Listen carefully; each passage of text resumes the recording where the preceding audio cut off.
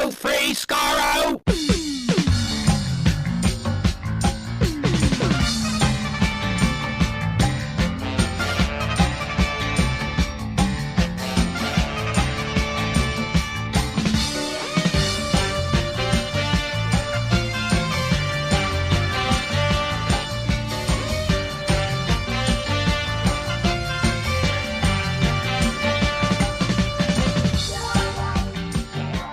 Hello, everyone. Welcome to Radio Free Skaro, episode number 1024.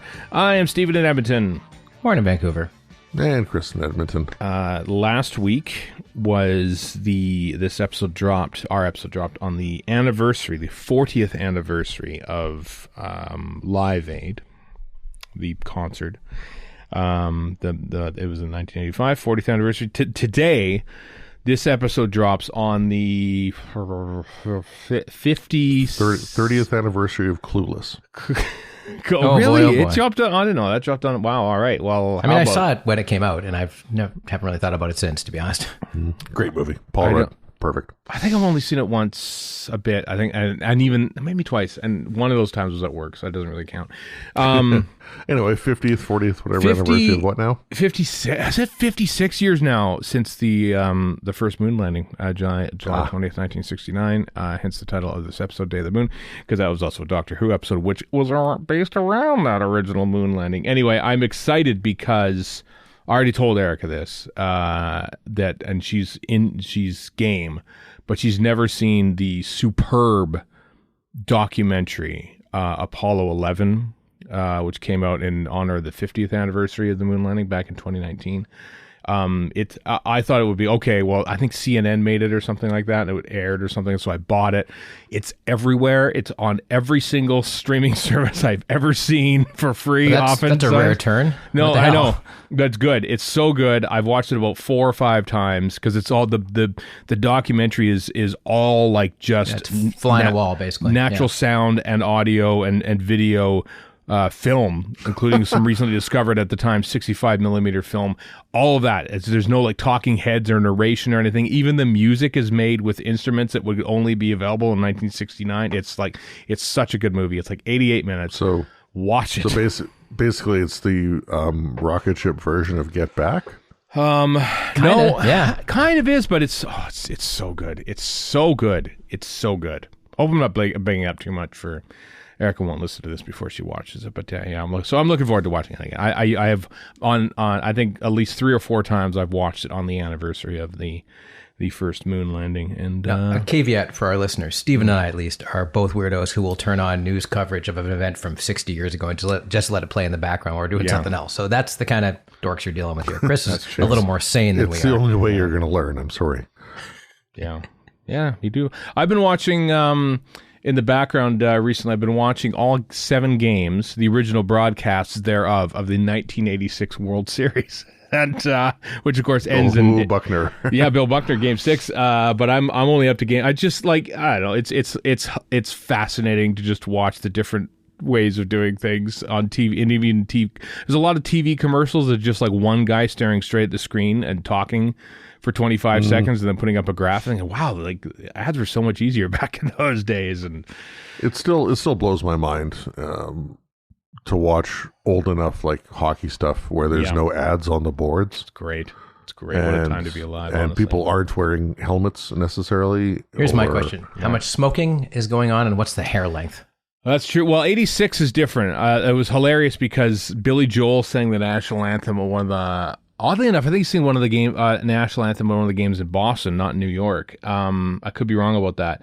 But then they cut to a shot where Christy Brinkley, who of course he was married to, I don't know if they still are married, and she's got this like massive full-size camcorder with like the handle and everything. She's just like, Christy, you're already beautiful. You don't need to add to it. Come on. Like Christy, videotaping the game, and then they turn over, and then like she's filming like the TV camera. So somewhere in the Billy Joel home movie archive, there's like shots of Christy Brinkley shooting them at Game 3 or whatever it was of the 1986 World Series. So I'm sure he's got other things in the home video library of Christy Brinkley. Let's just stop that right now. was trying to be First nice. of all, you're married to Christine Brinkley. There's no need for video. We're talking about 1994. baseball, all right? What about 1994? Their World Series their or marriage, wasn't, their marriage dissolved. So. Oh, just like the baseball season that year, ironically. He was no longer a downtown boy, or what, she was the uptown girl, so he uptown was a girl. downtown. I don't remember. Yeah, living in a downtown world. Wow, golly. That's hilarious that I thought, oh, are they still married? No, they divorced 31 years ago, for crying out loud. Anyway, this is what keeps us. Is she related to David Brinkley? I don't even know. I really doubt she's. You mean as in like This Week with David Brinkley? Yeah. I'd be so awesome if she was. If that goes her uncle would just come and say, "Now let's talk about the Nixon administration." I mean, Brinkley is not that common of a last name. I know. So Well, there's another presidential historian with Brinkley, and I wondered he's not related to David Brinkley either. Well, I mean, the thing is, the whole Nepo complex is more of a recent phenomenon, I think. You might think that, but At least in the news. yeah, that's true. James Arness, a star of Gunsmoke, who we might talk about later on in this episode, I don't know, is the brother of Peter Graves of Mission Impossible. What do you think of that? of Airplane. Of Airplane in Mission Impossible mode. Yeah, yes, I said of Mission Impossible. When Chris goes of Airplane. Yes, that's right. He was an Airplane. Also famous. We are not crucially. we are not old enough for Mission Impossible to No. be that much Barely. of a touchstone versus Airplane. Barely. Well, this thing's called repeats. Listen, we're not enough for the moon landing, and it happened before any of us were born. If it happened at all. My friend was born in 66, and he, maybe 65, Right. and he remembers the moon landing as a little kid. I'm so jealous. I was so mad when I found out about the moon landing and that I was born like a year after. I'm like, I to this day, I'm bitter about that, honestly. How dare you, Warren? There are upsides to not being alive during the moon landing. Yes, that's true. And that you were younger And than also, I've watched 56 Walter years old. Cronkite go on about it after the fact anyway. Yeah, you could just you can going back to the original crux of the conversation. You could just let's fire up YouTube and let's great. watch CBS's coverage. It's 8 hours of him and some Poindexter with like really bad models of the Apollo, and then maybe like great. a picture of the moon. And it's just they have nothing to work with whatsoever until they get to the moon. So It's sad. I think that the BBC coverage of the moon landing is one of the things that's missing from the archives. They used to have it. I'm pretty sure James Burke probably hosted that. They have, oddly enough, like the rushes, like the live studio footage of Apollo 13, because it's included on Paul Van Ness's documentary. See, we worked it into Doctor Who. We did it on the documentary on the Ambassadors of Death, and it's great. Paul Van Ness's documentary on the season 7 set is great about that, and there's a whole bunch of like raw footage of James Burke, just like, and they dissolve like from just like nervous looking BBC anchors waiting to hear if Apollo 13 has had touchdown and stuff like that. It's like what a fascinating thing. They're just Apollo like 11? No, Apollo 13. This 13? is 1970. Because as I said, they don't have the footage for Apollo 11, but Apollo 13, of course, they didn't make it to the moon. Somewhat infamously, they made a movie about as that. immortalized in the and 1995 everything, film. Braveheart. Yep, exactly. Yeah, that's exactly the one. Yeah. They did not make it to the moon in Braveheart either, so you're not far off. Right? Name a movie from 1995 where the heroes did not make it to the moon. All of them? All of them. Every single one. Not a single movie Clueless. made. Actually, they didn't make it to the moon in Clueless made either. it to the moon. Nope.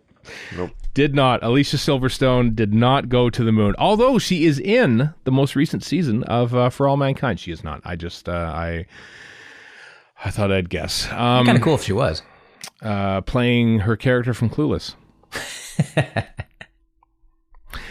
Anyway, San Diego Comic-Con. Remember San Diego Comic-Con? Remember that thing? Nope. It's a myth. It's coming up this coming week as we record this. Oh, wow. It's that quick? Okay. It's that quick. There is no Doctor Who element outside of the Black Archive display that BBC Studios is sending along. I don't think Disney is part of it. What I like about SDCC is no matter what, it's trailer Christmas. Is it though this year? Like Marvel's not even there. They're not doing a panel. No, but usually people put trailers out around that time anyway. So have there been trailers recently? I don't. I think last year there were a few. I've never said they were good trailers, but there's always going to be some stuff coming out of Comic-Con. Yeah, well, there's even oddly enough there is some Doctor Who stuff, which we'll get to a little bit, but which might indicate much might be responsible for some of the timing of some of the stuff that's coming out. But first and foremost, though, Ncuti Gatwa, who of course played Doctor Who number 15, was on a Sunday talk show on the BBC and once again reiterated his claim that he left Doctor Who because, quote, I'm getting old, he's 32, and my body was tired. He works out. My soul just crumbled to dust. Yeah, which, you know, I do not believe for 1 second. So I mean, it is a physically demanding role, to be fair. Yep. Is it though? No, it absolutely is. Yeah. Yes. Well, No question about that. I don't know. How much is he strung up in wire harnesses and whatever else that makes it difficult? But yeah, that does not sound. It's plausible, but is it likely? No, I don't believe it for a second. I don't feel that it is. But. I mean, yeah, I'm not saying he's. You know, both things can be true. It is a physically demanding role, and there's probably something else going on. Yeah, I'm definitely not even necessarily him. It could be machinations behind the scenes with the BBC or RTD or who knows what. Like, well, without getting into any particulars, because like I was saying before we started recording, I think this might be one of those like Christopher Eccleston type situations where it's 10 or 15 years before we get you know the truth out of it. Out of why he left, but I mean, there's a bajillion rumors out there, and who knows how many, if any of them, are even true. So, and we won't know for what, like you said. I mean, it could just be as simple as Disney's not interested anymore. That's a thing that happens a lot. More on that later. But yeah, I mean, there's that angle. It's like, well, you know, there's an uncertain future. Disney not re-upping. Do you want to sit and wait around? Do you want to be Timothy Dalton and wait around for 7 years for the next Bond film, or do you want to just cut your ties right now? That's an aspect of things. Yeah. Yep, and he's been on the record about. I think he's been anyway. And he's 32 and a big star now because of this show. So why wouldn't you take advantage of that? It'd be crazy not to. Yeah, big star because of Sex Education, maybe more. Big star because of both. He's much more visible now because of Doctor Who. So I wouldn't be shocked if Sex Education had more viewers / fans than Doctor Who. I mean, we're picking nits here, but what I'm saying here is absolutely. that like point being, he's his profile's been raised. So why wouldn't you know, as an actor, you'd be crazy not to take advantage of that. Plus the whole importance of being earnest, and he's doing, was it Christopher Marlowe in a new play? He is, yeah, something like that. So I mean, if it's a case of Disney / BBC Studios haven't made up their mind about what's going on with Doctor Who, and he wants to do other things, he's an actor. I mean, that's the nature of his job is to be, you know, to do stuff, to work. Yeah. Well, and it's an ephemeral to do different things career to begin with. Like, yeah. You're lucky just to have work as an actor. So, you know, you might as well take advantage of what's in front of you. Yeah, I think there are other factors that are going on. Oh, probably. Yeah. We will not get into here, but because we don't know for sure about them. But no, there have definitely been in 10 years' time, though, maybe. 10 or maybe 3 months. Maybe Billy Gibson, when she's at Gallifrey One, will just say, "Okay, here's the deal. Here is the deal," and she'll just go off. You know, there's only 3 Gallifrey ones left, so like it's not like, well, I might not get invited back. Don't worry, there won't be anyone to be invited back to you. So like, just burn your bridges, everyone. This is it. Oh, jeez. 3 years. You got 3 years left. Gallifrey One guests. No, it'll be fun. Are you creating corporate fanfic here? I think yes, you might be. I am. No, I'm not. I'm not making new Star Trek. It's funny corporate fanfic. What else do you want to talk about? Ncuti Gatwa left Doctor Who. Blah blah blah. Disney. You want to talk about Disney, Chris? You mentioned Disney. Speaking of corporate fanfic, I was trying to think which one you were, which part you were alluding to when it came to the Disney tease. Was it the next thing in the news list? Yeah, it was the next thing. Yeah, it was the next thing. Whereas who is it? Hollywood Reporter had a big old sit down chat with Tom Fussell, the CEO of who leads BBC Commercial, the arm of the UK public broadcaster, of course. You know, they do stuff like BritBox and everything else. Bluey, of course. Bluey, the big money maker, the top streaming series in America in the first half of 2025 is Bluey, everyone. This is why Disney paid a pittance to make Doctor Who, because they wanted Bluey, because it was the #1 show. Even though they haven't made new episodes in a year, it was the #1 show on streaming in America. Well, I mean, Bluey. Chris shared a thing with us about all the top stuff, like top 10 or top 15 or whatever it was. Top 20. Yeah, top 20 of 25, streaming. I And think it was. I think Top Squid 20. Game and maybe a couple of other things were actually original streaming things. The None of Night it was all Agent was reruns. another one, yeah. Which I barely remember, but most of it was like old stuff that everybody likes having on in the background, which you had before the broadcast. I've got it up in front of me, and yeah, so the top 20 streaming programs as per Nielsen for the first 6 months of 2025. I also want to point out before you start, it is based on viewing hours, which is what Viewing skews hours, yes. shows that have a lot of episodes. Viewing minutes. Minutes, there we go, yeah. Yeah, was the thing. Anyway, Bluey at just over 25 billion Billion?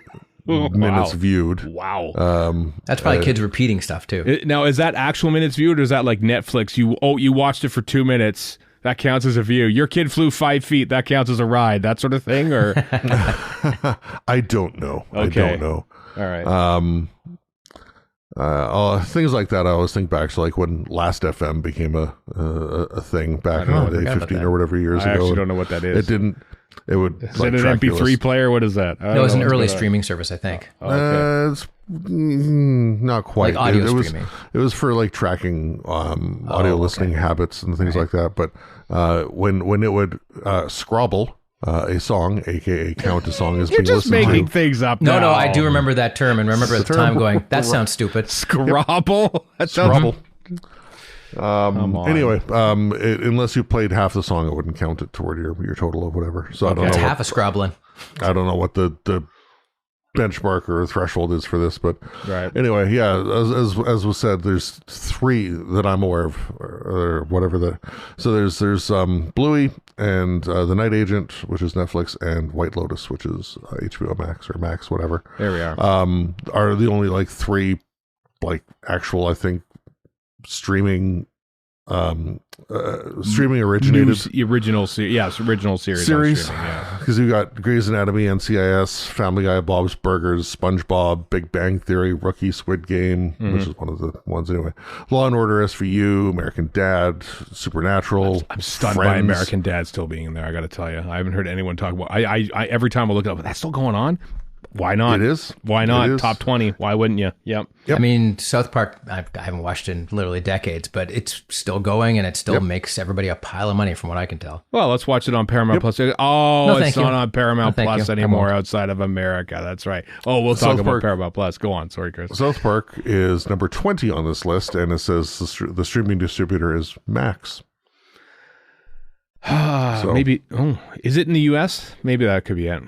No, Well, part of it is there's a Nielsen's whole thing on, if you want to listen to The basically- Town with Matt Bellany, he explains how they signed this deal in 2007 or something where they had all these great digital rights when nobody cared about digital rights, and they have made out like bandits, and more power to them. Those guys are, if nothing else, amazing businessmen. Yeah. But now they're trying to sell Paramount to Skydance, and this is kind of becoming a problem for Paramount. Oh, boy. Yeah. And I'm not explaining it well. Just listen to The Town. He Right. is doing a very good job of explaining it all. There's a lot of Paramount. Let me tell you, they are doing their best to placate a certain president to get they this sure merger are. through. What if we cancel Colbert? Well, that okay? You're going okay. How about now? All right, disgusting. all right. What if we? Although he does actually, again, The Town has an episode that just came out yesterday about how, yes, that's probably part of it, but also all of late night, the finances are garbage. So they're not wrong about the financial part, but there's also probably other considerations at play here too. We interrupted your top 25 list. Yeah, sorry, It's all good. Chris. Sorry. Top 20.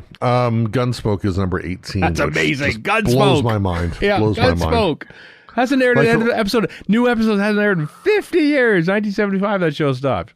And Gunsmoke. it 404 episodes as well. Like it lasted forever. It did. Was 20 it years. was it Gunsmoke that no, it wasn't Gunsmoke.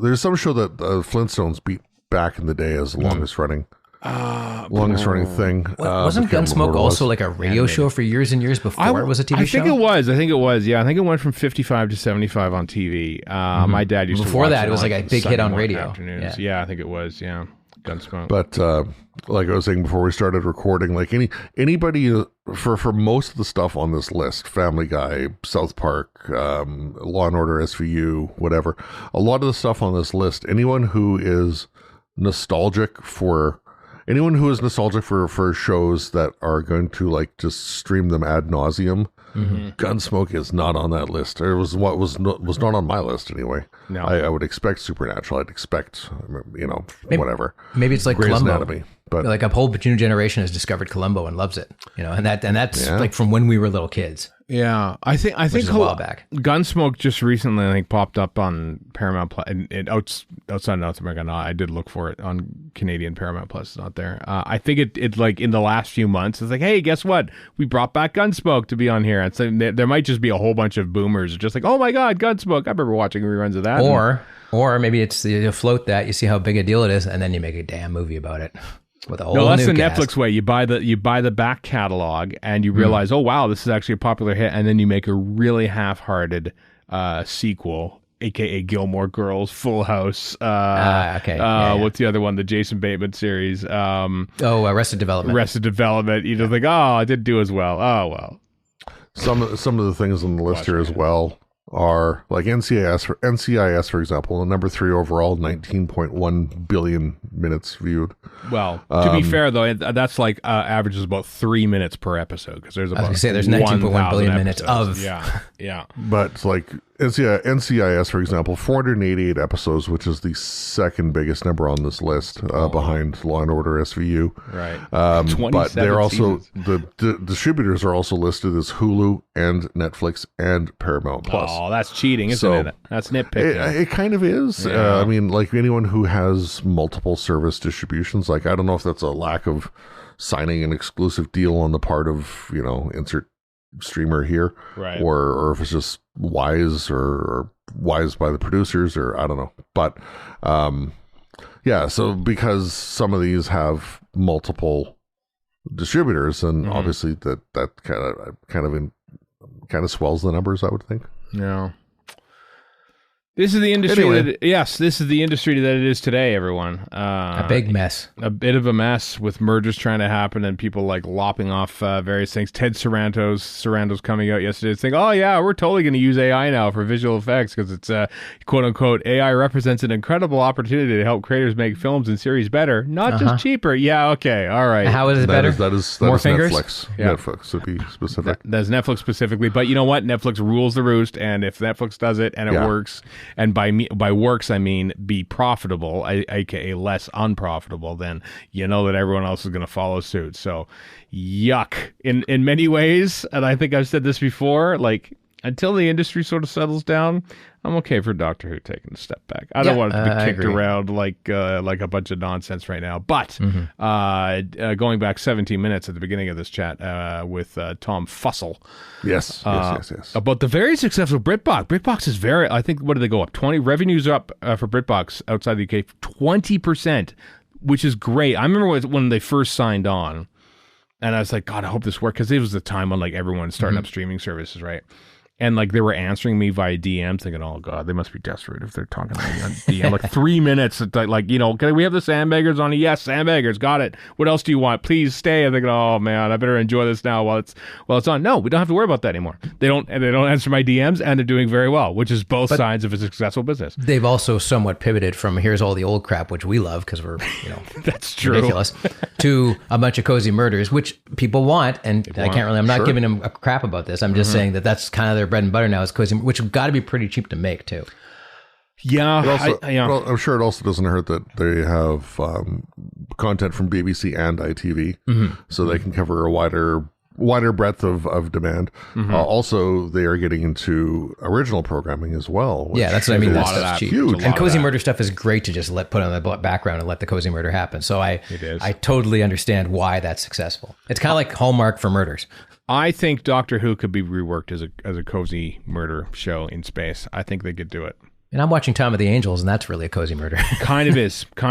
You know, if we're looking to reboot Doctor Who and refresh it in some way, I think that Sorry, Village of the Angels. My look mistake. at the BritBox angle and see how they do. You know, so good job, BritBox. Maybe that's where Doctor Who will be at some point. Maybe when the BBC can't find a partner. By the way, it looks like Amazon is out. As a potential partner for making new Doctor Who, so that leaves no one. Maybe BBC can just say, "Ah, the hell with it, BritBox it is." You want to watch Doctor Who? Get BritBox. What do you think of that? You know, because it's rare that they would actually drop. I don't know if they'd say, you know, they're dropping it simultaneously on like BBC and BritBox at the same time. I don't know if they've done that, but that would be. I'm a sick in the head weirdo, so I'd be all for that. Yeah. You know, would people sign up for BritBox? I mean, in some ways, I mean, obviously the money aspect of things, but if BritBox is like making enough money that, like, you know, maybe we can actually do 3 episodes of Doctor Who or 6 episodes every 18 months or something like that, maybe we can do it at a slightly cheaper price. Well, one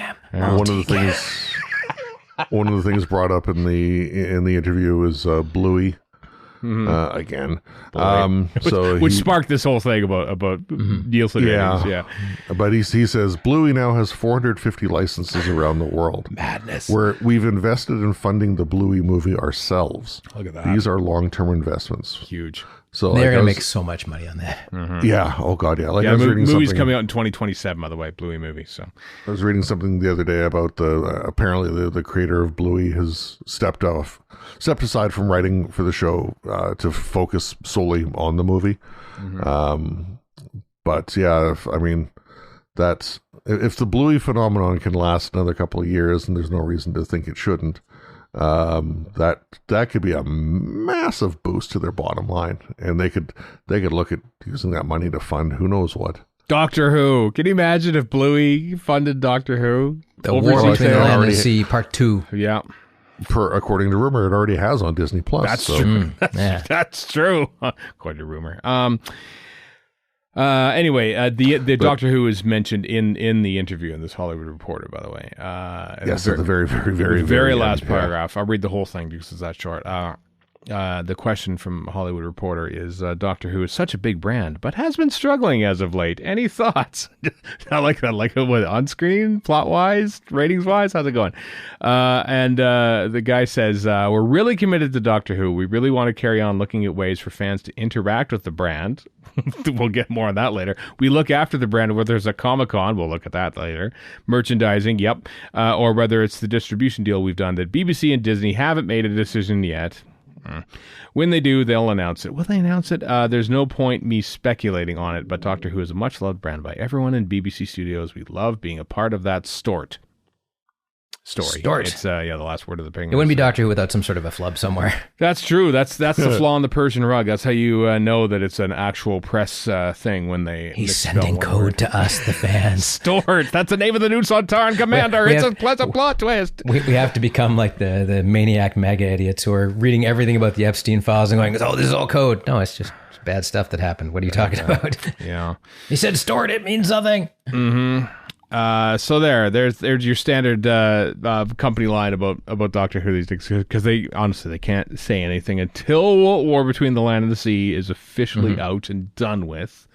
Again, a series that I'm looking forward to more so than perhaps I was Doctor Who, based on what I've seen of it and what it entails. It's 5 episodes. It's a story told over 5 episodes.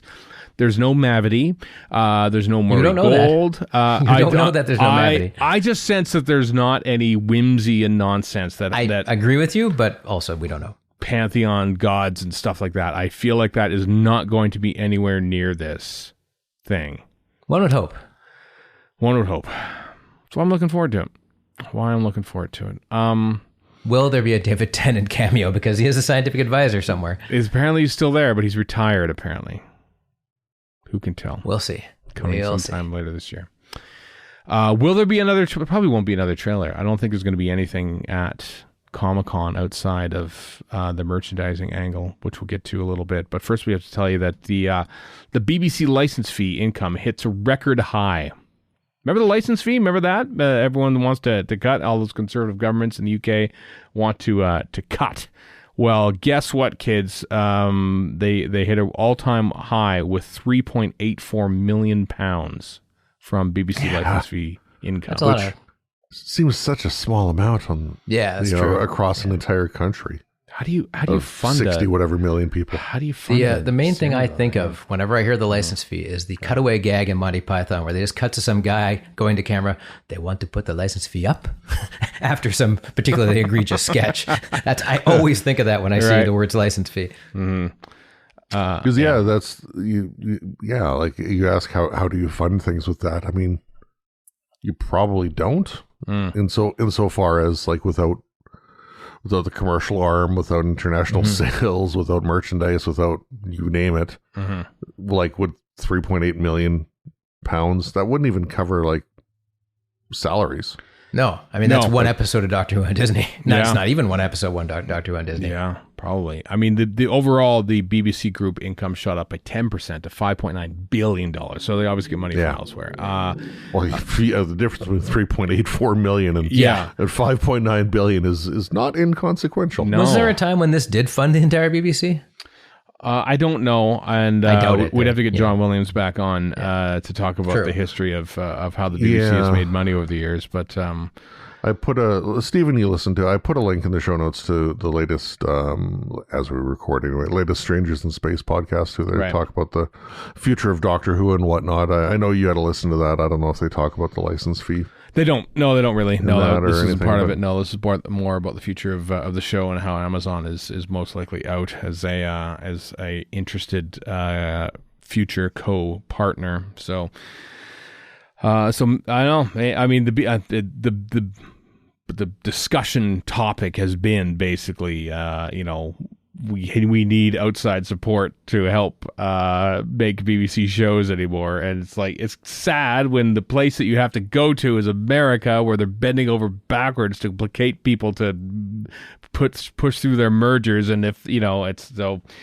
Seeking American money right now is troublesome and problematic. There, I'll say it. If you're a non-U.S. broadcaster, and so it's my rosy glasses look would be like, oh, wouldn't it be wonderful if everyone just subscribed to BritBox and gave BBC Studios a ton of money, and Bluey is a massive worldwide hit, and then the BBC could just sort of like go between BritBox and the BBC and make 13 episodes of Doctor Who a year as well as Bluey, and everyone will be happy. But that probably won't happen. Oh, there's one thing that the last 10 years have taught us is nothing good happens. Andor happened. All right, you got me there. Can't argue with that. I can. Yeah, I know you can. I don't know how, though. Don't know how. Anyway, there's links to all this, the Deadline article about the BBC license fee, the Hollywood Reporter interview, all of that in the show notes at your old radiofreescar.com, or perhaps even in the podcast app that you're listening to this right now, or on YouTube if you're watching and listening to it right now.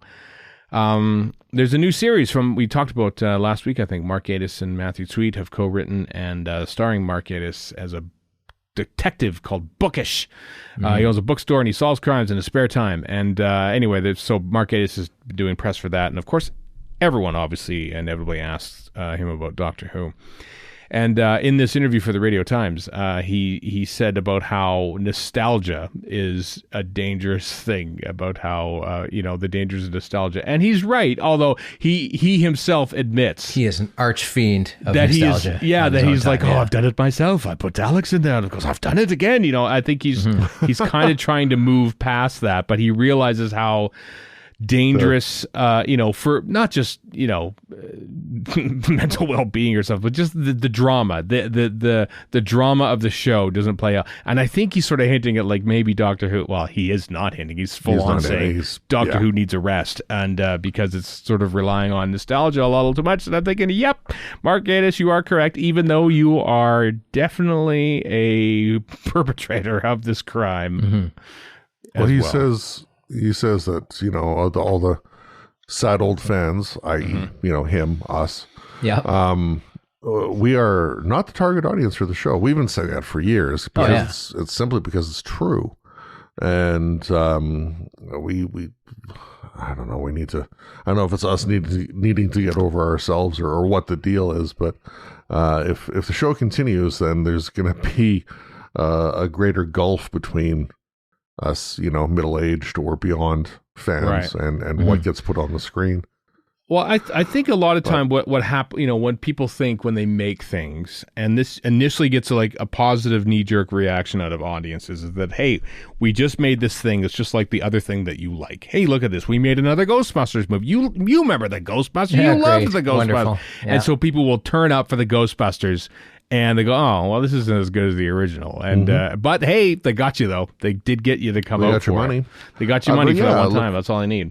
That's a great example, because I mean, Ghostbusters now, it's mostly not adults. It's kids. It's sugary Spielbergian pap is what it is. But anyway, and that's the audience they're trying to garner, and the audience and they have gotten that. And audience, they have plus us old saddos.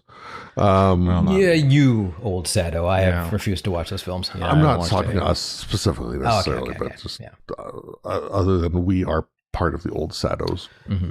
Well, I'd just like to point out, I'm not talking about the Lady Ghostbusters. I had no problem with that movie. I had a problem. Yeah, I'm talking about the last two. Yeah, the Paul Rudd ones. I had a problem with the rampant try to improvise their way out of a scene and never. True. Yeah, it's not a perfect movie, but also there were so many idiots angry at it for the obvious reason of look out, ladies are Ghostbusters now. Oh my god. I hope. I mean, I know that people will probably listen. And go, wait a minute, Stephen likes everything from the olden days. He likes multicam. I'm not. I'm more interested in, and I think Mark Gatiss is this way too, in that he's. I don't think he's nostalgic. He is interested in previous time periods, I think. Like the Bookish show is set in 1946 post. I think there's an element of that, but I think there's that time period is fascinating to him. He wasn't alive. He wasn't alive in the 40s and 50s, That's fair. The 60s are fascinating to me because I wasn't alive during them. So. I loved the 1970s, films, music, and all that. I was born in 1975. I don't remember anything apart from when our house caught fire when I was a kid in 1979. That's as much as I remember. I remember more than the that, 70s. But but it's mostly kid stuff like cartoons. Yeah, and I'm not clamoring for Hanna-Barbera remakes. And I kind of cemented when I was watching the more recent series of Doctor Who, whenever they would flip on clips or when they would literally watch Pyramids of Mars on an iPad. I thought, you know what, I don't need to see classic Doctor Who in modern Doctor Who. If I want to, there are box sets right in there. You saw the box sets in the background in a freaking episode of Doctor Who where they talk to fans on it in Lux. I don't need to be placated like that. I don't know how many other fans are like me. Whereas, you know what? If I want to watch John Pertwee, I will watch the John Pertwee set. I don't need to see him crammed into an episode of a modern TV show. Do you resent them putting the litany of past faces on the I show do. then, I'm tired of it now. It used to mean something, Used to mean something. Remember when we saw the Turn the Book in Human Nature, Family of Blood? Oh my God! Mm-hmm. Oh my God! That was Paul. It was a sketch. That was the first time Paul McGann was shown. All this that. Is my go-to, but Utopia, where you hear Anthony Ainley's voice, and I literally almost fell off my couch at that, and that just wouldn't happen now. Well, no, it does happen all the time.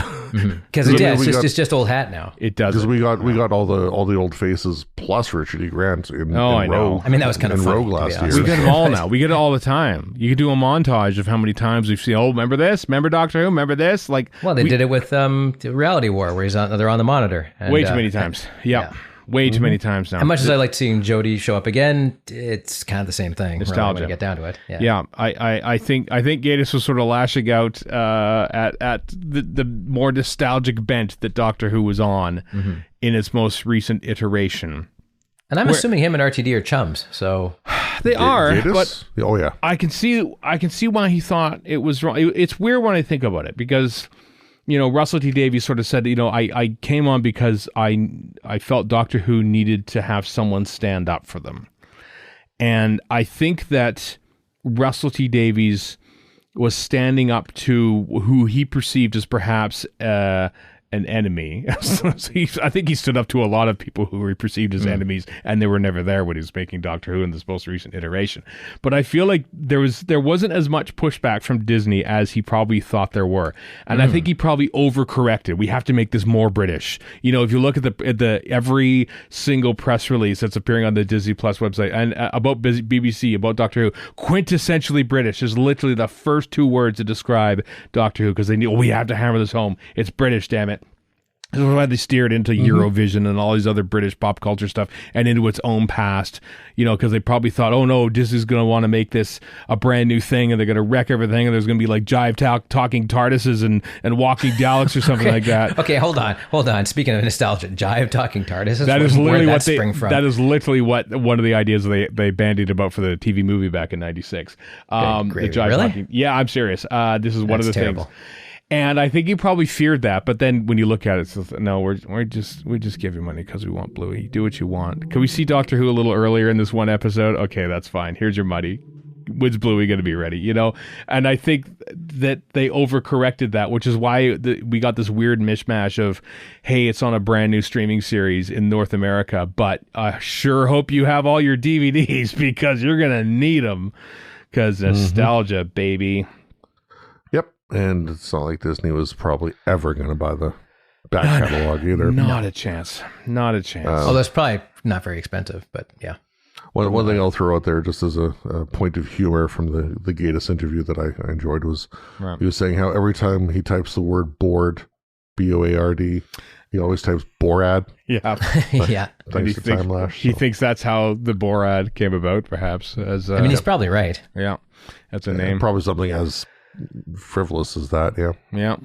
Well, let's get Glenn McCoy on the line and see if that's what he thought. I mean, half the time we ascribe meaning to stuff there isn't it. There's a shot in Reservoir Dogs where a car drives by and a balloon goes by, a red balloon, and everybody's like, what does this mean? And Quentin Tarantino said, we all thought the red balloon was a cool movie and we just threw a balloon in there for the hell of it. That's why that's there. We just kind of thought it was a fun thing to do. Mm-hmm. Were there 99 of them or was it just the one? No, and they weren't left either. Like okay. It. Yeah, Luftar air balloons, of course. No, Zig Oof balloons because it's German. Anyway, the full Gatiss interview there is, he's an interesting fella. I know that we've kind of, I don't know, I've been hit and miss with his Doctor Who, but I've always thought his heart was in the right place when it comes to or hearts, if you will. Or hearts, if you will, with Doctor Who. So I'm looking forward to seeing that bookish show. I think it's a PBS co-pro, I think, which means it'll probably be a Masterpiece Theater thing. PVR. Well, no, when it comes out like in the fall, I think it's coming out here in the fall. But it's on in the UK, so it started Wednesday, Thursday. It started the other day, this past week. Yeah, it's on You and Alibi is the channel. But dumbest that's name. Owned. What is that? Owned by, I don't know. Dave is still the dumbest name. Yeah. Well, it's owned by UK TV, which also puts out Dave. And UK TV is, I can't remember if it's only part owned or fully owned by the BBC. Oh, I have to kind of admire that the British television industry has a bunch of names that sound like somebody came up with them at a pub, because they probably did. Like, I don't know, we'll call it Dave. I'm 3 drinks in. What the hell? it's my channel. TV, oh, Dave. UK, oh, my old TV show. Yeah.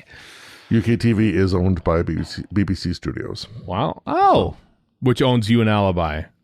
Yep. And the other You and whatever. Yeah, there's a bunch 4 or 5 of them. Yeah, it's from the country that brought you what car for all the series of consumer magazines. What computer? Question mark. Oh, yeah, that's right. Well, I'm looking forward to it, and it's been renewed for a second season already, before the first one out. So yeah. Well, all 6 episodes are on streaming. Only 2 have hit broadcast. Oh, is that how it goes? Okay, I understand how it goes. Well. Still doing that thing, are we? Okay. Well, looking forward to it because it's a slight tangential Doctor Who connection. 1940s, interesting time. Immediate post-war England, interesting time in history, and there's also some other interesting things in there, like the main character that Gatiss plays is a gay person married to his best friend, a woman, as a thing of convenience. As a thing of convenience to hide the homosexuality in 1940s Britain. It was illegal back then, don't you know? So yeah. Well, they're not shying away from it, which is nice. Yeah, absolutely. Looking forward to it here on Radio Free Skaro /Bookish. We still got Radio Free Bookish, perhaps we'll call it.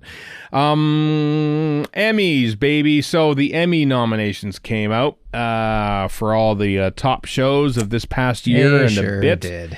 And Severance led the field with 27 nominations for the entire series. Andor, I think, got 14 total. Genevieve O'Reilly robbed. None of them for Genevieve O'Reilly. Oh, I think only Forrest Whitaker got a... this is for season 1. Okay. Think. Okay. And she is better in... I mean, she's not... No, she's good no, in it can't season be. 1. She's It can't be awesome season 1. No, it's season 2 because season 1 was like 8 years ago. So no, it is season 2. Okay. Yeah. And she was amazing in season 2 and got robbed, but whatever. Andor's still great. And anyway, Doctor Who received its first Emmy nomination. Warren, you'll never guess what Doctor Who got its first Emmy nomination for. Best choreography for our least favorite sequence, possibly in Doctor Who history, for There's Always a Twist. Yeah, I'm at a loss to think of another one.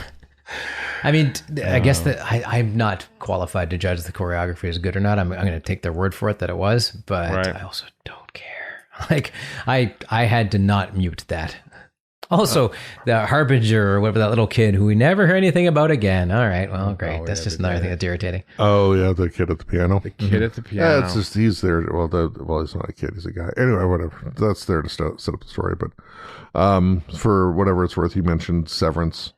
The choreography and merriment sequence, which I don't know if either of you actually watched Severance I've seen or not. memes of it, but it's like basically the big parade in the office or whatever. Yeah, which looked always very prisoner surreal kind of deal. Marching band kind of thing. Yeah. It's I suspect that's going to win because that really caught people's attention. It looked complicated.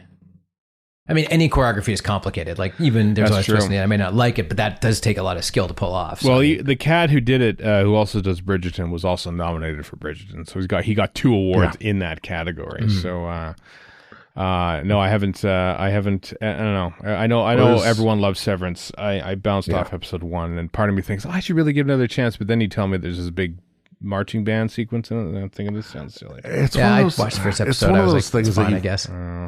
Sorry, Chris. It's one of those things, and I find this really, really annoying as well as a viewer. But it's one of those things that if you see it and see it in context, know the history, know the world building, all that kind of stuff, then it is something really, really out there and really, really damn enjoyable. But if you're just seeing it out of context and you don't know anything about it, then of course it's not going to make any sense. Like, okay, fine. Like Bridgerton is, so it's like, so according to the thing, the nomination for Bridgerton is for 5 routines in the show, right? Like, why, like, is this like why is that 5? Why is Doctor Who 1? Right. Why is Severance one thing? That's what you mean.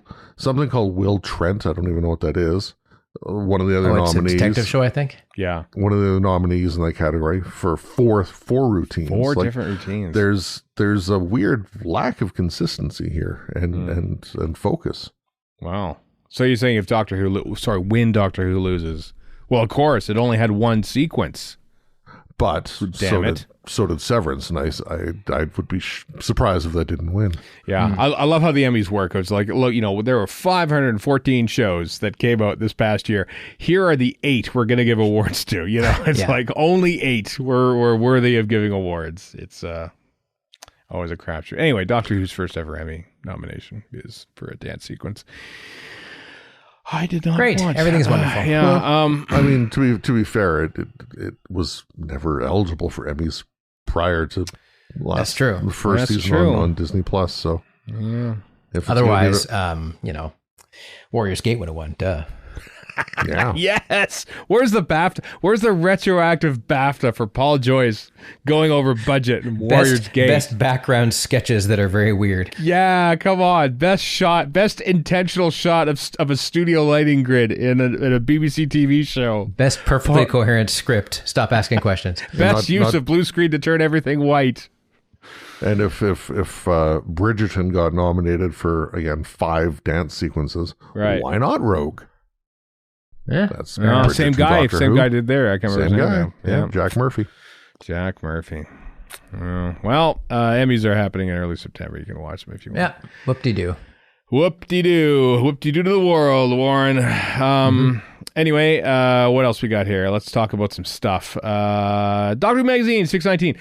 Christopher Eccleston and Billy Piper back in action. The old font as well on the cover of they had a big talk. Very striking yellow cover. Yeah, with Eccleston and Piper. I haven't read. I've done the usual thing where I skim through, just get an idea of what's in it, because it comes out like Thursday-ish here in North America. And we record Saturday. I don't have time to really dig into it, but it's a big old interview with both of them there. Back in let's face it, Big Finish is now the torch carrier for Doctor Who once again. Well done, Big Finish, sticking it out. I don't think they asked for that role, but here we are. Default. But hey, we talked about like Eccleston left under questionable circumstances, and only recently, and has sort of come back to the fold. I'm happy for him. I'm very happy for Eccleston sort of being brought back into this world. Billy Piper being there too. Good on him. Cool. Eccleston being who he is and the circumstances under which he left being what they are, it's a massive coup. Huge. For Big Finish to have him back. Very, Huge. Very big. Yeah. If only somebody had interviewed him on the stage. I know. Well, that'll never happen. Made the recommendation. That I know, and made just like look how popular he is with everyone. Everyone loves him because a certain Radio Free Skaro host interviewed him at Gala for One in 2020. Well, I'm so glad that Canadian talked to me. It's something nobody's ever said. If it wasn't for that, we would just be Billy Piper leaning up against David Banks, reprising his role from the Ultimate Adventure in Big Finish. I do believe half the interview is dedicated to you, Stephen. It is 100%. I didn't command after. Like, do you remember when you were talked about that guy from Canada? And what? No. Who? What? Who? Get on my face. I absolutely don't. They don't remember you. All right. They don't. That's for the best. No. I will say that. If I said this before, I'll say it right now. I interviewed the wonderful Louise Jameson, who was legitimately wonderful, on stage at Chicago TARDIS with John Leeson. And before we barely got off stage, and she said, "You are brilliant at this, and you were excellent." I said, "Oh, that's really wow!" I thought it went well. The whole interview went well. I thought we had a great little rapport and stuff like that. And like 2 years later, she's back at Chicago TARDIS, and she wanted to talk about I think she was doing for Big Finish, and so Jeff Elston, our friend who was her handler that weekend, says, "Okay, I'll arrange it," and stuff like that. I says, "Okay, I'm gonna, we had a good time a couple years ago. I've interviewed her once before that even, and then I see them. I step into the room, and I could see her going to Jeff, going, Have I met him before?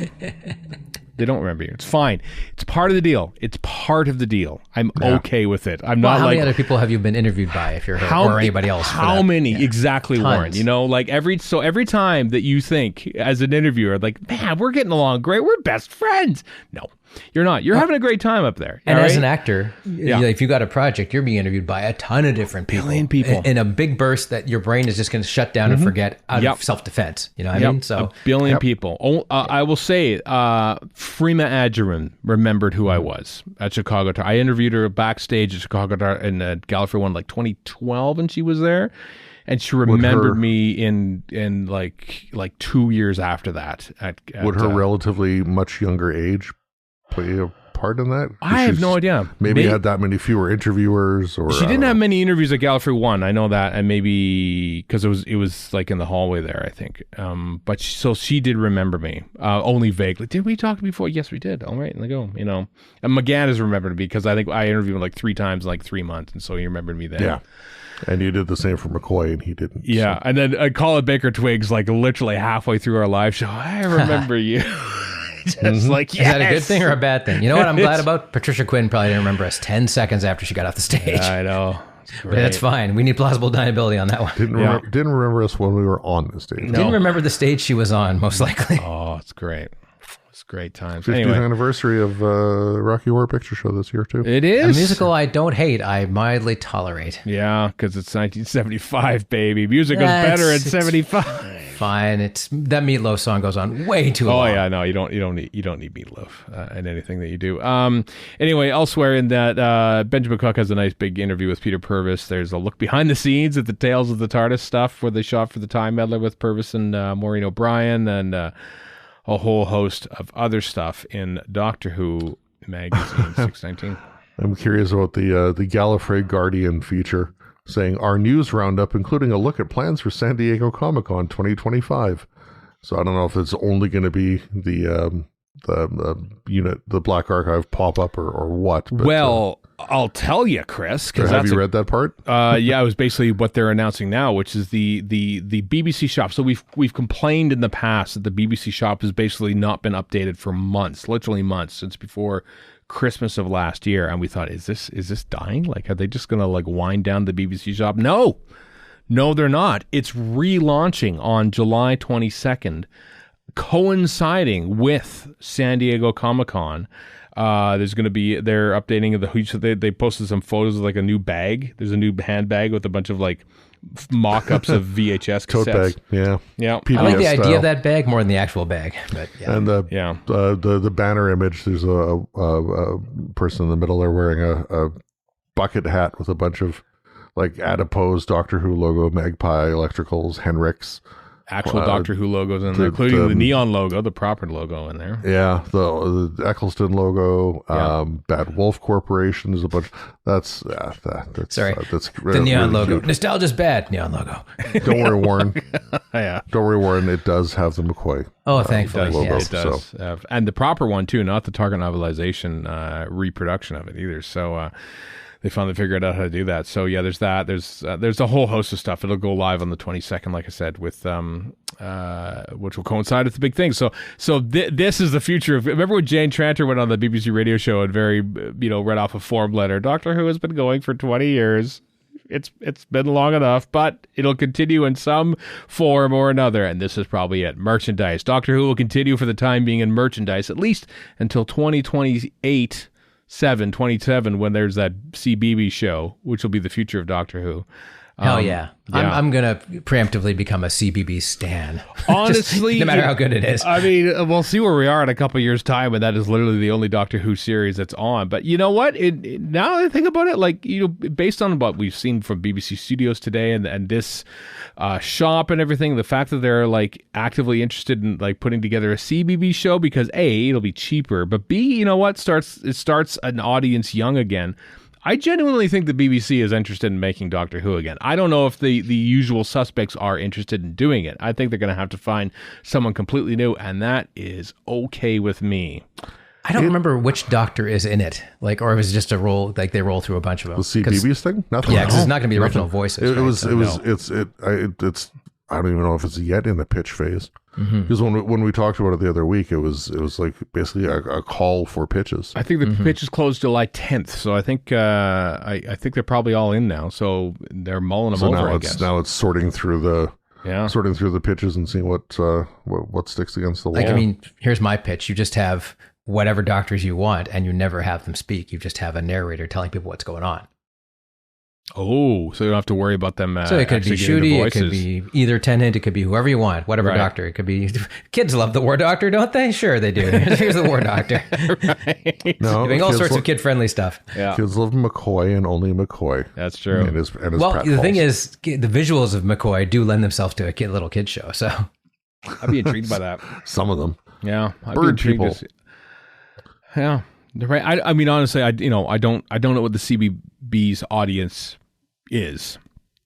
You know what Lillans, I think. Well, yeah, like I actually don't like really, because I don't watch a lot of that. Why would I? I'm not 4 or 5 years old, so you're gonna just get 100%, Warren. It's like Canine. Remember they made that Australian series Canine? Like I never watched that. That was my Rubicon I couldn't cross. I know you didn't need to, because there's already like Torchwood and Sarah Jane and Doctor Who on at the same time. Why would you do that now? You should have waited 10 years. What, a half hour the first one? As soon as Canine said the new redesigned, speaking of nostalgia, I was offended by the redesign. Up and away. I was like, I'm out. I can't do this. Speaking of jive talking canines, we don't need any of this. I know. No, it was legit. Yeah. He talked like Canine. It was John Leeson. Up and away, but yeah. The target audience of CBeebies is 0 to 6 years old. All Can't right. wait. Can't wait to watch this. Barb measures 4+ year olds only. Oh. You know, The CBeebies target audience's viewing is captured by measuring the viewing of 4 to 6 year olds and housewives with children up to 3 years old. Housewives. Just come housewives. on. Let's Come miss sexist, on. okay. Not stay at home Parents. This is from an inside the BBC document that I'm looking at right now. Are they just cutting and man. pasting from 1968? What's going on here?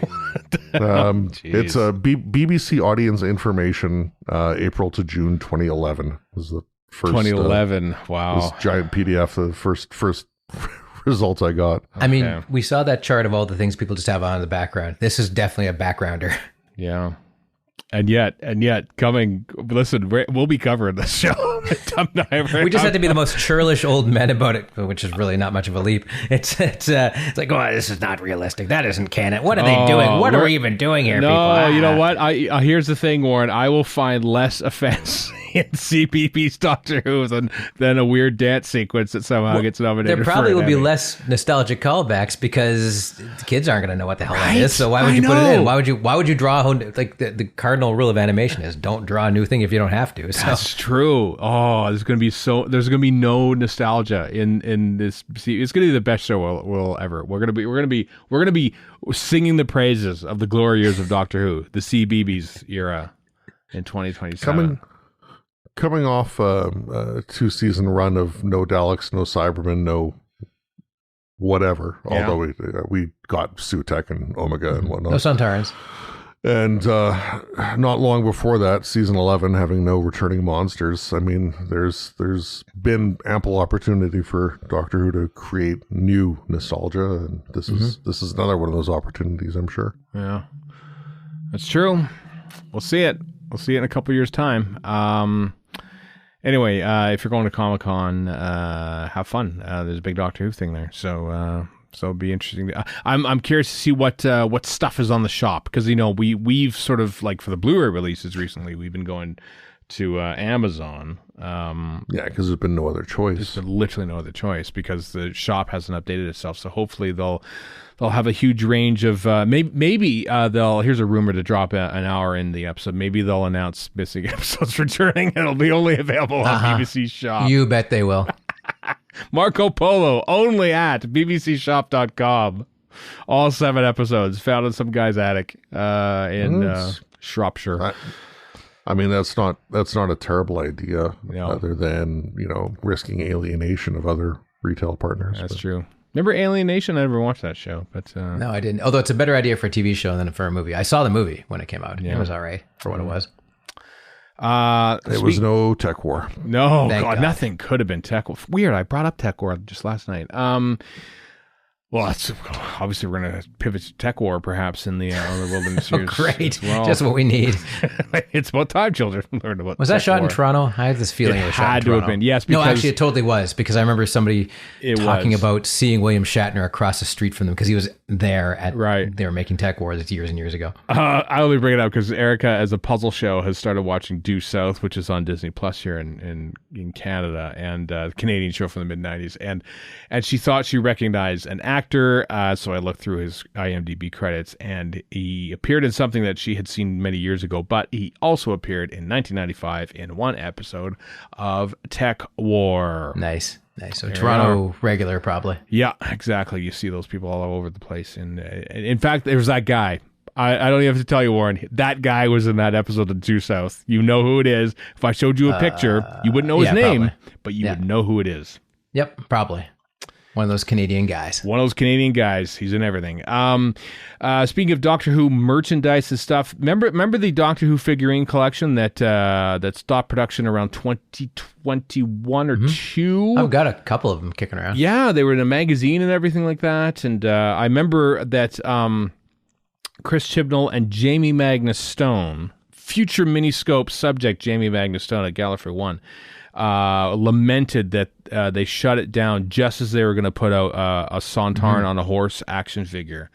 Just before it shut down, which made them very sad. I don't know if they're going to be part of this, but they're coming back, baby. The Doctor Who figurine collection. This was announced in Doctor Who magazine 619, or at least it was. These are good looking figures. They're great. I mean, they're smaller than your average action dolly, but they are some deep dive cuts from the history of Doctor Who. Tux Jody. There's what's his name? Troughton with a hat. There's a Mondasian pre-Cyberman with just the sack on his head. Yeah, and the IV thing. Yeah. There's, if you scroll down, the Portreeve of all people is in one of these. Portreeve, baby. Yep. So there's some of the new ones are coming out, which is the Passenger from Flux. Axon Monster, the Sea Devil from Legend of the Sea Devils, the only good thing about Wood that Cyberman episode. from Time of the Doctor. Yeah, Autumn Bride, Portreeve, as you say, and Warren, Yvonne Hartman from Army of Ghosts. Yes, Mrs. Purchase herself. Mrs. Purchase herself from Doctor Who. So there we go. Great job on picking that up again and resuming that collection, because there are a lot of dedicated fans in the UK, certainly, and you see them in North American conventions as well. So cool stuff. Some other stuff. So there are 2 new Doctor Who original audio adventures, not Big Finish plays, but audio adventures coming from the BBC coming out on October 2nd. One of them is Firefall, written by Beth Axford, read by Michelle Asante, and the other is Counter-Strike by Una McCormack, friend of the show. She's been on once. Una McCormack, famous Genesis of the Daleks disliker Una McCormack, and she's also written other New York Times bestseller books, but mostly known for not liking Genesis of the Daleks. By us. By us. That's read by Claire Corbett. So both of those are coming out on October 2nd. So there we are. The official BBC audio stuff about Doctor Who. It's continuing, baby. I just hope it's Shooty and the Doctor and Belinda playing actual Counter-Strike for the whole time. What a boring book. Poning noobs and saying what they've done to their competitors' mothers. Has the bomb been planted? That's my question. What is Counter-Strike for those of us? When Half-Life 2 came out, it came out with it. It's basically, it's like Call of Duty, essentially multiplayer, but way before Call of Duty. Yeah. Gotcha. You're part of a squad that takes on the other squad, capture the flag type stuff. A million other things have been done before and after it like that. So, well, but the main thing about Counter-Strike is that the mod community has kept this thing alive for the past 30 years, basically. And it's still around. I've played it on my Mac. Pretty sure there was a BBC or ITV or ATV show called Counter-Strike in the 60s or 70s. What's the thing from Remembrance of the Daleks that they keep making audios about, and I keep forgetting who they are? They're that what crew were they of people. called? Something similar to Counter-Strike, as I recall. I know what you mean. What are they called now?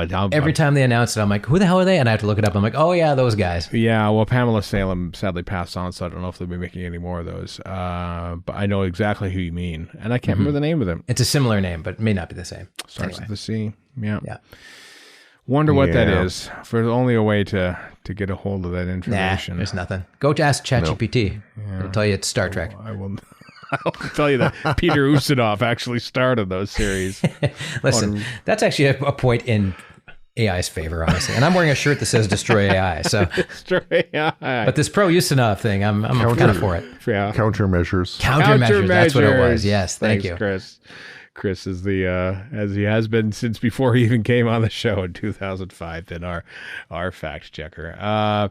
Also coming from BBC Audiobooks in November, the audio novelization reading by Nicola Bryant of Mission to Magnus. The aborted season 23 episode when they put the show on hiatus, as if they would ever do that to Doctor Who. And they had some missing some episodes they never made, and they novelized them. Mission to Magnus, Nightmare Fair, and what was the other one? The third one they novelized? Well, that wasn't the Robin Holmes one, thank God. No. Mission to Magnus and crump. Nightmare Fair is the one with the toy maker. I can't remember what the other one is. Wally K. Daly wrote it. I can't think of the name of what it was called. But anyway. Right? Anyway, I've got both those in Big Finish form, so maybe I'll just go on my thing and why do I not remember? Right? Why are we blanking on it? Anyway, Mission to Magnus is coming out. This one, of course, features Syl and the Ice Warriors. It's read by Nicola Bryant. Comes out from the official BBC audio range, so that's coming out in November. Ultimate Evil? Ultimate Evil is the one by Wally K. Daly. Yeah, that is the most Doctor Who title ever. The Ultimate Evil. You have to think, what was that a working title for? Yeah. This is exciting and not entirely unexpected because I think the pre-order link has bizarrely been up on Amazon.co.uk for forever, but the official cover art now, not the details behind them, but the official cover art for the Blake 7 Series 2 Blu-ray collection. Gambit, baby. Gambit officially on Blu-ray coming probably later this year. We think around November-ish. Just in time for Gala Prime Day, December 21st. So yeah, really looking forward to this. Toby Hadoke tweeted out that, I'm on it all over this. Chris Chapman's Moon Balloon Productions, who of course makes DVD documentaries and stuff. There's a few documentaries in here. Chris Chapman, who of course was on this podcast talking about the season 1 Blu-ray, has never seen Blake 7 until he starts working on these. He hasn't seen season 2 yet, so he probably watched season 2 and then made a documentary about it, which is fascinating. Chris Chapman recently also tweeted that we just submitted our longest ever documentary, hour 52 documentary for an upcoming Blu-ray set. All about Gambit. It's just all it's about. I'm hoping it's about Romulus and Remus for the Twin Dilemma. It could be. There's not many left for when it comes to the classic series Blu-rays. So it's like a Rashomon thing. You get the point of view of Romulus and then the point of view of Remus. Yeah. Anyway, the Blake 7 thing's coming out. It's sort of Doctor Who adjacent. It's certainly made by the same people these sets are, who make the Doctor Who sets. So yeah, we'll be covering this when the time comes, because looking forward to it. Love series 2 or season B. I don't know. I always I got the impression it was like named after letters all these years, and they started putting them out as series numbers on the Blu-rays. So I think, yeah. Unless you're an absolute purist, somehow I think they're interchangeable. That's true. But yeah, they were called ABCD. They were. Anyway, so that's coming out in later this year, probably around not long after the season 13 comes out in the UK. As we reported last week, it's late January here in North America for season 13. The Blake 7 thing, the season 1 came out like literally a month after it came out in the UK, so I'm curious to see when the release date in North America will be. There is a pre-order for it on Amazon.com, but there is no release date given. Maybe the BBC shop, when it launches later this week, there will be a pre-order link for the Blake 7 set. Stand by for that. Some Big Finish stuff to tell you about. The audio novels The Mirror Matter by Kate Orman, who of course wrote some original New Adventures way back in the mid 90s. Some of the most hailed New Adventures. I recall. Well, she's writing this now, and it's read by John Colsaw. Of course, you know him for his many voices. That is out now from Big Finish. Also out now, Doctor Who Dead or Alive with Joe Martin, and Star Trek First Contact's own Alice Krieg is in there as well. Is there anything from the cover? Time Lord. Yeah, is there anything from the cover art that you want to glean from this? It's out right now. That looks like the Corsair's cube from looks of things. Oh, so it is. Yeah, right. And it also looks like what's his name, Lieutenant Colonel Ibrahim, whatever his name is. No, it's not him. It looks similar to him though. No. But it looks like there's is that a Spitfire? Looks like a Spitfire in space. Yeah. Speaking of Mark Gatiss, so. Could be a different Spitfire in space. And of course, I did listen to the previous Joe Martin adventure, the Coda one, and it wasn't bad. Okay, well, you can listen to more. So there you go. That's, I believe, that's the second one of the think so, yeah. The Joe Martin set that's up right now. Yep, so there we are. So there. One of them written by Aaron Douglas, but I'm sure not that Aaron Douglas. No, definitely not that Aaron Douglas. Which one's Aaron Douglas? Battlestar from Black Battlestar. Yeah. Canadian actor. Met him once for about 2 seconds. Seemed like a nice enough fella. He's been to Galley. It's just in the lobby hanging out. I missed that. Yeah. Also coming in September 2025, the beginning of a whole new series starring Bernice Summerfield and the Daleks. The Dalek Eternity starts. There's a fancy boy Dalek from the cover. It's a fancy boy. Is it like it's almost like it's a new series Dalek, but it's colored like the Dalek Supreme from Planet of the Daleks. Kind of half gold, half black. I'm liking his look. I like his fit, as the kids would say. I do too, actually. Yeah. Outside of a big giant sphere of some sort, and of course, there's Lisa Bowerman is. Well, that's a Death Star. There's just Death Stars in other franchises now. It worked. So I thought let's just pick up on that. Yeah. So. Anyway, the series starts with Dalek Eternity 1 in September, and then goes on for October and November and December. So a new story every month. leading up to the final. So there we are. Neato. Yep, couple other things. I'll mention this because it's Doctor Who related more. Evolution, Doctor Who art, A New Dimension, which is another artwork. Andrew Skilleter just nonstop makes Doctor Who artwork. Hey, I'm down. Yeah, whatever you got, Skilleter, I'll take it. He's got Evolution. He's got a new book. Only 185 copies. Oh, is that across 3 editions will be placed. So this is a limited edition thing. Links in the show notes to purchase your preferred model. That being a classic edition, a slipcase edition. Sorry, you can't get the premium artist box edition. It's all sold out. They're only making 10 of those. So there you go. Links in the show notes to get that. Lastly, though, our friend Paul Cornell and a couple others has started their own comic publishing outfit. Rad. Yep. It's called Cosmic Lighthouse. Their first thing that's going to be launched at upcoming Comic-Con, where, of course, Paul will be at, is Adrian Tchaikovsky's The Final Salvation's Child. So that is coming. Good job, Paul. I know it's been a work for like a couple years, starting a new comics publishing company. Because I saw this and I bought that book just to read it because I've read Adrian Tchaikovsky's Children of Time, which is excellent. So I'm down with reading about the story that this is a prequel to. Yeah. Almost had Adrian Tchaikovsky on the episode of Radio Free Skaro at Paul Cornell's 50th birthday party back in 2017. He was hanging around the house. I thought, you want to be on the podcast? He writes a lot of good stuff. He's an interesting guy. He is. He's a very interesting guy. Yeah, he's a cool cat. So big fella. He's an enormous fella. Yeah, I like him. Anyway, so well done, Paul. Well done. Good work on launching this. Hope we have a grand time at San Diego Comic-Con, where all the comics folks come out to play. So, and a little bit of Doctor Who stuff too, because that's where the shop is. So, if you're going to Comic-Con, enjoy the limited Doctor Who presence. If you're Canadian, bring a burner phone. Bring a burner phone, exactly. Hope you enjoy that. Maybe if you're going down there, check out the World of Wonder Doctor Who exhibit at the Comic-Con Museum, which of course is in San Diego from now until next March. So yeah. So there we go. Look at that, kids. We got 75 minutes out of an episode with nothing to talk about. Did it. We're going to be fine. We're going to be fine on this podcast for years. That's what everybody's worried about, yeah. Finding enough content to talk about. So yeah, we'll see what happens out of Comic-Con next week, though, on this podcast. So there we go. Anything else you want to say, either of you two, before we wrap this up? I think we pretty much covered it. Yeah, I'm good. Guess, okay. All right. Well, in the meantime, and indeed in between time, I am Stephen in Edmonton. Warren in Vancouver. And Chris in Edmonton. So long for now.